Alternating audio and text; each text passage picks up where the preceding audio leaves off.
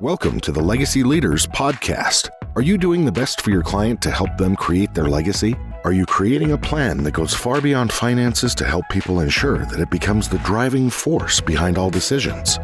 On this podcast, hosts Katie Beth Hand and Stan Miller will help you with growing your practice and your clients' peace of mind. Together, they bring the best and brightest minds to share with you how to help your clients develop their best legacy. And now, here are your hosts, Katie Beth and Stan. Welcome to the Legacy Leaders Podcast. I'm your guest host, Diane Robinson, investment advisor with IP Financial Advisory Services, LLC. Today, my guest is Lynn Banis. She's a PhD with Widows Rising Together. Lynn, thank you so much for joining me. I'm delighted. Thank you for having me. Could you tell us a little bit about you and what you do? Sure. I spent years and years doing executive coaching and business development, leadership development, and then I retired and have had my own practice for quite a few years. And I'm probably going to jump into your next question, but That's all right. Go ahead. After we retired, my 100-year-old mother came and lived with me until she passed at 106. And then within less than a year, my little brother passed away. And then less than a year later, my husband passed away. And having gone through that deep, dark, horrible process of grief, I found that I had used my skills that I'd gained over that whole lifetime and found a way to move myself out of the grief and into creating a new life that has just been so fulfilling. And I have a passion to help people who've been through this process really find and create the life that is going to be very meaningful for them. I am so glad to have you today because I have clients who are widows and widowers, and I know that once a loved one passes, it's just really, really difficult. And I know for someone like me, I have a hard time knowing what really to say to them. And I'm always afraid I'm going to say the wrong thing. So do you have some advice for both of us, those who are grieving and those who are trying to help them? I do. People who are grieving really don't want you to say anything. They'd rather have you be a friend and just go sit with them, tell them, you're going to be there for them to support them and that they don't have to talk if they don't want to, but you are there to listen. Saying some things deeply hurts those grieving. Some of the things that I've heard are things like, you should be over this by now. How come you aren't back to your old self? He or she's in a better place. Those things don't sit well with widows, and they'd rather hear nothing than some of those kind of cliche things. And I know it's hard because in our society, it's kind of taboo to talk about death and grief. And so most people don't know what to say. They're afraid they'll say something that'll hurt feelings. And instead of just being there and being a friend, they tend to ignore the person that's grieving, to not really ignore, but to remove themselves from them. So they tend to, if you were a couple and had dinner with other couples, and you're not going to be invited again because they're too uncomfortable. They don't know what to say. So you lose your friends. Same thing happens at work. And part of my purpose, I think, is to help people understand how they can talk to folks that are grieving. And, doing something, your actions are really more important than your words. People in the very beginning bring food, and I have a couple things to share about that. Don't bring lasagna. I think I had 3.5 years worth of lasagna in huge portions. It was only me. And widows I've talked to say the same thing. Bring small portions, have them prepared, ready to freeze, because in the beginning, people going through grief, the loss of a spouse or a close loved one, they're not even hungry. So, something very simple that when they're ready, they can pop in the oven or the microwave, something like that. I have heard, I've not experienced this myself, but some people, some widows have talked about receiving grief groceries that they call them. And so someone has just brought them a couple bags of easy, even snack food, fresh fruit, that kind of thing that isn't going to go bad in a week, and, that they can just reach out and grab anytime. So I think those are a couple things that are extremely helpful to both the friend and the person grieving. Okay, so what about the widow's family? Is that an area we need to be concerned about as well? It is an area to be concerned about because family dynamics are really, very, very interesting. And some families rally around the person. Just be very aware of trying to gauge when you're wanted and when they need space. And don't try to push yourself on them. I'd say that. Other families, they're there in the beginning maybe, but then they go on with their lives and the widow doesn't hear from them very often. And that's very hurtful and isolating. The thing is, the isolation, the loneliness, I remember it being physically painful. It is overwhelming. So helping them rebuild or build a new support system is very, very important. And it means, according to their preferences, they're not going to probably want to go out to dinner immediately or anything like that. But some people like to go to grief groups. Some just think they don't do anything but wallow in grief. So, it's up to them to what they want to do, but at least encouraging them to pick up the phone when a friend calls or open the door when their family shows up, because it's so easy for people in this kind of grief to really isolate themselves, to hunker down and just, I've heard them say, I don't want to get out of bed. I don't want to answer the door. I don't want to answer the phone. I just want to be in my own little cocoon. And, that's okay for a week or so. But if we don't deal with grief and let it go into what is called prolonged grief, that causes physical as well as emotional and mental issues that really have to be addressed. Okay, so as a friend, how would I determine, and the other ones who are friends of someone who's grieving, how would we determine when we should, call them or come visit them or bring them food? Because I know everyone's a little bit different. Is there a Yeah, general rule to help us, or do we just have to wing it? I think you ask, may I come over and bring you some soup this afternoon? I'd love to come over and bring you soup this afternoon. Something like that. Give them a call and say, are you willing or able to talk? Not willing, able to talk for a few minutes? I'd just love to hear your voice. Things like that, I think, are giving them the space they need, as well as showing that you care and you're there to support. Okay, so is there any other advice you have for I um, would, the yeah, widows as widowers, as well as for those who love them or support them? yes, I think that they need to understand the stages of grief that we all go through and that it's perfectly normal. And you, as a visitor, can also remind them where you are right now is okay. It's where you are. It's okay to be sad. It takes time to heal, and I'm here for you all the way. I'm here to support you. And those grieving, open yourself up a little bit. You will recover quicker. And, we always, everyone, one that I've worked with has had the feeling that I don't want to bother them. I don't want to impose my grief on somebody. Well, you know what? If it's a friend, family member that does care, they want you to release some of your burden, and they will listen, and they won't be offended or anything like that. So our whole mindset around grief and grieving in this country needs to change for sure. We go about it the wrong way. So how would you suggest that we go about it?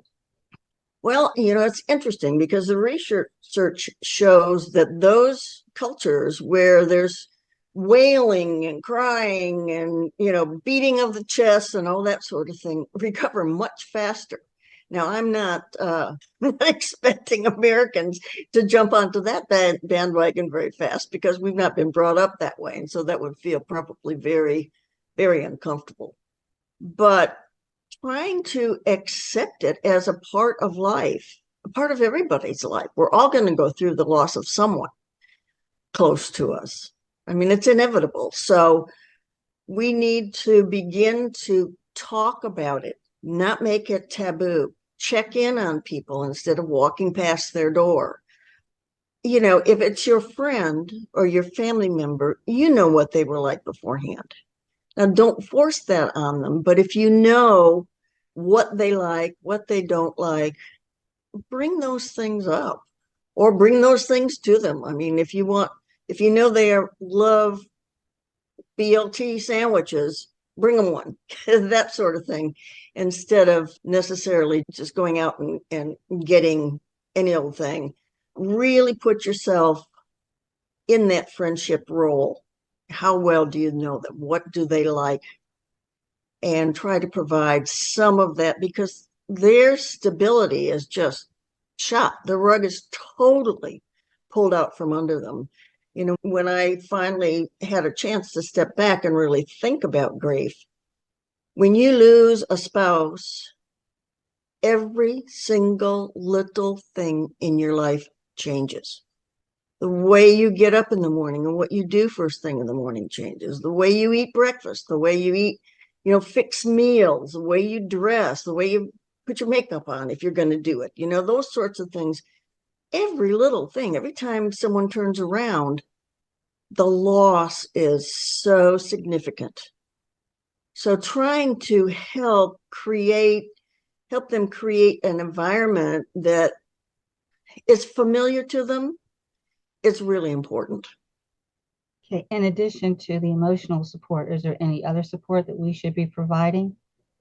Well, if they're a spiritual person, that kind of support is helpful to some people. I would just refrain from telling people that they must do it this way or they must do it that way, because that's really not helpful, particularly at a time when many, many people are truly questioning whether God's with them. For instance, for Christians, why would he let this happen to me? And so I think really helping people understand that it is a process. And it's one of those things, where you can't avoid it. You have to face it and go through it. You can't go over it, around it. Remember that old children's little song. You have to go through it. So keeping an eye also on their physical situation. It's easy to not eat. I spent months opening the refrigerator door and going, oh, are you kidding me? There's nothing in here that looks like I want to eat it. So nutrition is a huge thing, and it goes by the wayside often. Getting sleep is difficult. And some people are willing to go to their physician and get something to help them sleep a little bit. Some people aren't. So maybe finding a meditation or something that, will help them fall asleep, that they could listen to and then just fall asleep to it. That's something that might be helpful to some people. And I have always found, and people I've worked with seem to agree, that getting outside, just being in nature, even for, a short walk, a couple houses down is enough, just to get out in the fresh air and have a different environment, because people tend to want to be housebound. It's like, that's the safe place. I'm very safe here and I don't even want to venture out the door. Well, then walk with them for, 5 minutes or half an hour, whatever they're willing to do, so that, it's physical, it's emotional, it's psychological. And one of the things that I find extremely fascinating is what happens to our brain. Because when we experience a loss, like that, our brain starts to change, neuroplasticity. And the synapses and connections in your brain change all around, trying to make sense of the new environment because, you had all these connections to the person that you loved, and that's all broken. So your brain tries to create new connections. And what I understand from reading the literature is that it is in an attempt to protect you from the deep, deep pain of grief, which I find incredibly fascinating. But, everything changes. So it's a whole person, mind, body, soul change. Okay, so if a person is maybe not as religious as, they don't have some support system from the churches, how can Uh-huh. they find a support team for them? Well, there are grief groups everywhere if they're willing to do that. Some people turn to therapy, and some find that's not going to help them, or it's too expensive or something like that. If you check, both LinkedIn and Facebook have groups of widows that support one another. There are, oh, what is it called? What are the meetups? There are meetup groups that do the same thing. Some people find solace in some of the spirituality groups. And I think that, if you live in a retirement community, they're all set up for you, usually. That's done. So it's those of us that live in homes, apartments of our own, or whatever, that it gets more difficult. But I would suggest those things. And I would also suggest that once you have gotten through those initial stages of grief, then because you have such thick brain fog, you cannot think, you can't make decisions, and you should not, because it's just too emotional and you can't think well. But after you're beginning to clear, somebody like me, a mentor, a coach, can really begin to help you figure out who in the heck you are now, what's your identity, and how can you move forward. Is there any final piece of advice you would have for not only the people that are going through the grieving or those of us who are trying to help?